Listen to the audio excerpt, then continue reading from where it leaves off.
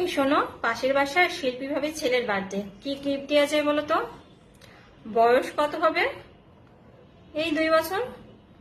বয়সের সঙ্গে মানায় এমন কোনো খেলনা দিয়ে দাও। ঠিক আছে, টাকা দাও, গিফট কিনতে হবে। তোমার কাছে টাকা আছে না? আচ্ছা, আজ তো ছুটির দিন, সকাল সকাল বাজারে যাও, টাটকা মাছ মাংস নিয়ে এসো। ফ্রিজ একেবারে খালি। সপ্তাহের ছুটির দিন আমি ঘুমাবো, বাজারে তুমি যাও, যা যা লাগবে নিয়ে এসো। আমারও তো আজ ছুটির দিন, তোমার ঘুমানো লাগে, আমার লাগে না? এই জন্যই চাকরিজীবী মেয়ে বিয়ে করতে নেই, সব সময় কথা শোনায়। আচ্ছা, টাকা দাও, আমি বাজারে যাচ্ছি। আমার অসুখ করলে ডাক্তার ওষুধের খরচও আমি বহন করি। আর তুমি কি করো?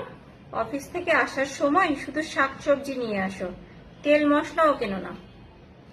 এই তো শুরু হলো খোটা দেওয়া। লাস্ট কবে তুমি আমাকে কোনো 3 পিস বা শাড়ি কিনে দিয়েছো মনে করে দেখো তো। আমার প্রতিদিন বাইরে যেতে হয়, আমি না কিনলে আমার 3 পিস কি হাওয়ায় ভেসে আসবে? এই শুরু হয়েছে প্যানপ্যানানি, আর ভালো লাগে না। সত্য কথা, কারোরই ভাল লাগে না। তুমি রোজগার করো, তোমার প্রয়োজন মতো সংসারে তুমি খরচ করো। তোমার ইনকাম না থাকলে তখন আমি খরচ করতাম। চাকরি করাই আমার ভুল হয়েছে, বাইরেও কাজ করতে হবে, আবার সংসারেও গাধার মতো খাটতে হবে।